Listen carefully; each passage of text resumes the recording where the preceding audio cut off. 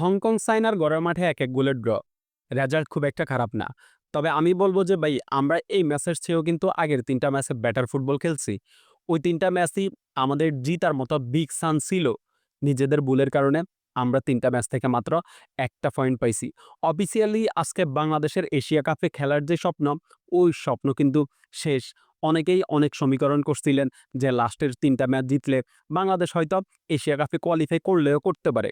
কিন্তু আমি বলছিলাম যে, "ভাই বাস্তবতা হচ্ছে আমরা লাস্টের ৩ টা ম্যাচ জিততেও পারব না। আর এশিয়া কাপে কোয়ালিফাই করার যে স্বপ্ন, ওই স্বপ্নটাও পূরণ হবে না।" সেটাই হইল।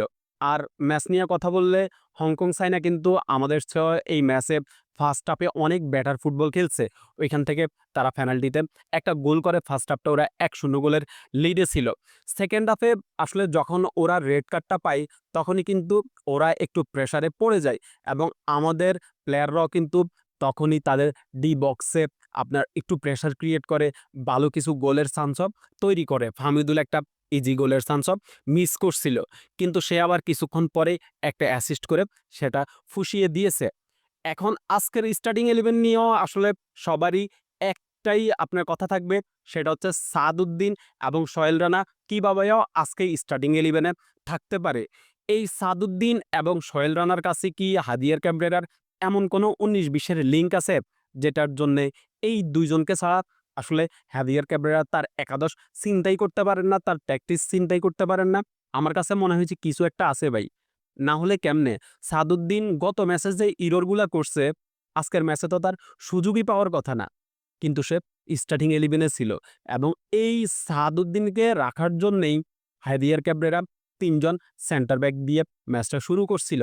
যেখানে জায়ান আহমেদ গত ম্যাচে লেফট ব্যাক হিসেবে দুর্দান্ত করছিল, ভালো ইমপ্যাক্ট রাখছিল।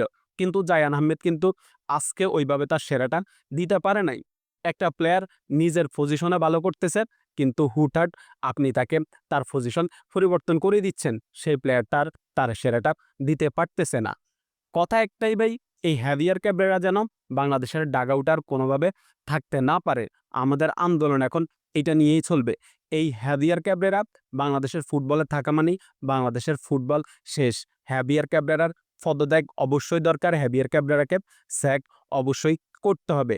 আর গত কয়েকদিনে আমাদের যেই আপনার সাবেক প্লেয়াররা আছে বা আমাদের যেই লোকাল কোচগুলো আছে, তারা আমাদের আপনার বংশোদ্ভূত প্লেয়ারদেরকে নিয়ে আসলে যেসব কথাবার্তা বলছেন বা যেসব ন্যারেটিভ ছড়াইছেন, আমি বলব যে ভাই আপনারা এসব কইরেন না। আপনারা এসব কইরেন না। আপনারা খেলোয়াড়ি জীবনে আসলে কতটুকু কি ছিলেন, আপনাদের খেলা আমাদের দেখাও সম্ভব হয় নাই। কিন্তু আপনারা এখন যেটা করতেছেন সেটা একটা নোংরামি।